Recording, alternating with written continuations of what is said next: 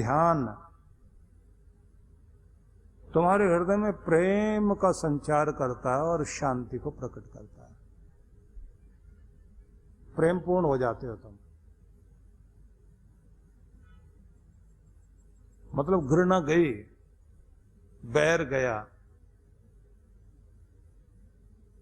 क्षत्रिय हो, अगले दिन लड़ना पड़ेगा, वो फर्ज निभाओगे।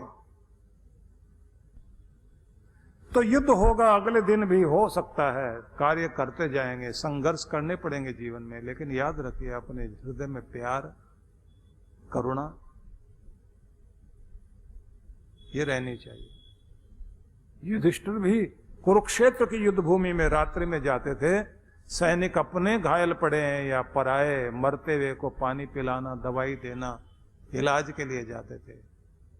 पराए सैनिकों ने, शत्रु सैनिकों ने युधिष्ठिर को देख करके कहा था कि ये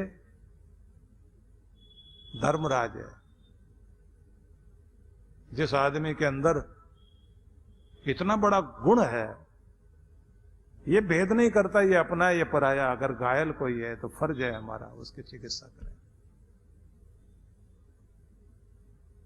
इसलिए मैं निवेदन करना चाहता हूं, ये संस्कृति भारत की बहुत ऊंची संस्कृति। ध्यान इसमें बहुत माध्यम है, बहुत बड़ा माध्यम है। कृष्ण भगवान ने इसलिए ध्यान को महत्व दिया। तो जो बुद्ध घोष ने कहा कि ध्यान में रुचि महत्वपूर्ण है, आपको शौक होना चाहिए, रस आना चाहिए। रस आएगा तो ध्यान टिकेगा, नहीं तो अगर आपको रुचि नहीं है तो कितना भी कोई महत्व बताता रहे आपका मन नहीं लगेगा उधर। लेकिन जब ध्यान होने लग जाएगा ये रस पैदा कर देगा। भक्ति में रस आ जाएगा, सेवा में रस आएगा, करना चाहोगे फिर नियम नहीं टूटेंगे। रस आना लग गया ना। आप भजन करते समय, दान करते समय, सत्कर्म करते समय जब आप ध्यानस्थ होने लग जाते हैं कि उस भगवान ने मुझे, उस मालिक ने इस लायक बनाया कि मैं 4 आदमी के काम आ सकता हूं। लाख लाख शुक्र है मेरे मालिक का, भगवान का। आप हाथ जोड़कर और जब ये कहते हैं इस लायक बनाए रखना मेरे परमात्मा, मेरा ध्यान हटे नहीं तेरे चरणों से। अब ये दान करने के बाद, सेवा करने के बाद जो आपने प्रार्थना की है वो यहां ध्यान टिक गया आपका, इससे रस पैदा होता है। वो रस क्या करेगा? रुचि पैदा करेगा। आपको सेवा करने में रस आएगा, दान करने में रस आएगा, भला करने में रस आएगा। आपको लगेगा और करूं, और देने वाला आपको और लायक बनाता जाता है, आपकी झोली भरता जाता है, कमी नहीं छोड़ता। इसलिए महत्वपूर्ण बात है कि ध्यान करोगे रस भी आएगा, ध्यान करोगे शांति आएगी। और कहा ध्यान का क्षेत्र जब आपका ध्यान टिक जाए तो आपकी चेतना का क्षेत्र सीमित हो जाता है। आपकी चेतना जो है एक जगह आ जाती है, आपकी पूरी शक्तियां एक जगह केंद्रित हो जाती हैं। उस समय आप किसी चीज का भी ध्यान करो, किसी व्यक्ति का भी ध्यान टिक जाए और आप किसी का ध्यान आ जाए, भगवान उसका भला करना, वो बीमार है वो ठीक हो जाए, उसकी गरीबी दूर हो जाए, उसके अंदर से घृणा दूर हो जाए, आप ऊर्जा देते रहिए। आप देखेंगे फर्क पड़ना शुरू हो जाता है।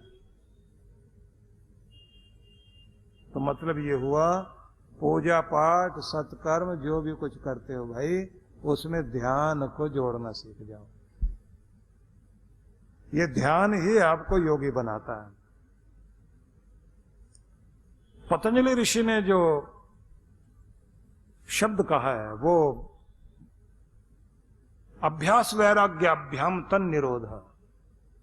ध्यान जो है ना, अभ्यास और वैराग्य के द्वारा ही होगा, क्योंकि मन को टिकाना आसान बात नहीं है। मन को टिकाना चाहते हो ना, तो टिकेगा कब? जब लगातार प्रैक्टिस करोगे और जहां मन दौड़ रहा है उधर की तरफ से वैराग्य लाओगे। मतलब आप समझाओगे खुद को कि जहां तुम जा रहे हो वहां जाने से तुम्हारा भला नहीं होगा। मेरे मन लौट कर आओ, अपने प्रभु के चरणों में आओ, यहाँ रस लो, यहाँ शांति है, यहीं करुणा बरसती है, यहीं वो मेहर बरसेगी जिससे तेरा कल्याण होगा। तो आप उसे समझा कर लाओ और प्रैक्टिस करो। वो ये भी कहते हैं तत्र प्रत्येक तानता ध्यानम, एक तानता ध्यानम। प्रत्यय मतलब जिस चीज में आपकी वृत्तियों का प्रवाह चल रहा है, उसमें अगर आप एक रस हो जाएं, जैसे गुस्सा आया हुआ और पूरा ध्यान उसी में लग गया, तो गुस्सा और बढ़ेगा। किसी के प्रति घृणा हो जाए आपके मन में और उसी में आपका मन डूब जाए, मन हटे नहीं वहां से, तो कितनी घृणा होगी। पहले तो आप उससे 1-2 गुना ही घृणा करते थे, अगर उसी में ध्यान टिका रहा तो इतनी नफरत हो जाएगी, ऐसे ऐसे उसकी कमियां दिखाई देने लग जाएगी, आप कहेंगे मैं तो जानता ही नहीं था, मेरा तो ध्यान अब गया, वो तो राक्षस है, उस जैसा तो बुरा आदमी नहीं कोई भी। और अगर आपका किसी के प्रति प्रेम जाग गया और उसी में आपकी एकाग्रता बन गई, तब तो उसका बोलना, उठना, बैठना, मुस्कुराना, व्यवहार करना, लेना देना, हर चीज प्यार पैदा करेगी। तो मतलब क्या हुआ कि ध्यान जिस चीज में जुड़ गया उसी चीज को 1000 गुना ताकत दे देगा। इसलिए ध्यान से हर चीज करना सीख जाइए। ध्यान ही है जो भगवान के चरणों से जोड़ेगा, और ये ध्यान ही है जिसके जरिए से आप योग युक्त होते हैं, योगी बनते हैं।